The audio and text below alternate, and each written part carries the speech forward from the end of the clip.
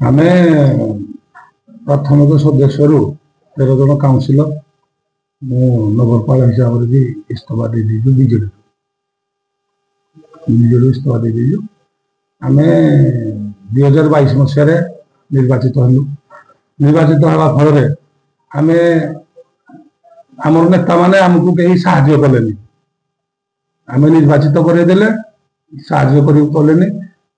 ଯେତିକି କାମ ହେବା କଥା, ଯୋଉ ମାତ୍ରାରେ ତାଳଚେର ପୌରାଞ୍ଚଳ ମାନେ ରାଜସ୍ୱ ଦଉଥିବା ତାଳଚେର ପୌର ପରିଷଦ ଅନୁସାରେ ଯୋଉଭଳିଆ କାମ ହେବା କଥା କାମ ହେଲା ନାହିଁ। ତାଳଚେର ଉନ୍ନତି ଦୃଷ୍ଟିରୁ ଉନ୍ନତି କେମିତି କରୁ ସେଇ ଦୃଷ୍ଟିରୁ ଆମେ ଇସ୍ତଫା ଦେଲୁ। ମଝିରେ ମୁଁ ମାନ୍ୟବର କେନ୍ଦ୍ରମନ୍ତ୍ରୀଙ୍କ ସହିତ ଭେଟ କରିଥିଲି ସମ୍ବଲପୁରରେ। ସେ ମତେ କଥା ଦେଇଥିଲେ, ମୁଁ ତାଙ୍କ ସାଙ୍ଗେ କଥା ହେଇଥିଲି, କହିଲି ମୁଁ ଦଳରେ ଯୋଗ ଦେବି। ସେ କହିଲେ 2 ମାସ ଯାଉ, ତାପରେ ମୁଁ ତାଙ୍କୁ ଗୋଟେ ଲେଖା ହିସାବରେ ମାନେ ତାଳଚେର କଣ କଣ କାମ ହବ ତା ହିସାବରେ ଦେଇଥିଲି। ସେଇ ଅନୁସାରେ ବି ସେ କାମ ବି କଲେ।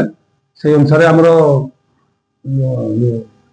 ଶମଶାନ ଘାଟ, ଫାଷ୍ଟ ଗେଟ୍, ଘୋଡ଼ାଶାଳ ଗେଟ୍, ଆଉ ଆମର FST1 ର ଉନ୍ନତିକରଣ ଯୋଉ 4-5ଟି ଦେଇଥିଲି, ସେ ତାଙ୍କ କଥା ପୂରଣ କରିଛନ୍ତି। ଏବେ ଆଉ କୋଉଠି ଆମେ କାଲି ମିଶିବୁ ଭାରତୀୟ ଜନତା ପାର୍ଟି ଅଫିସରେ ମିଶିବୁ ଭୁବନେଶ୍ୱରରେ।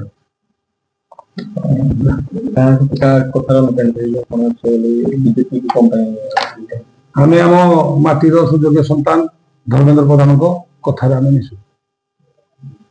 ଠିକ।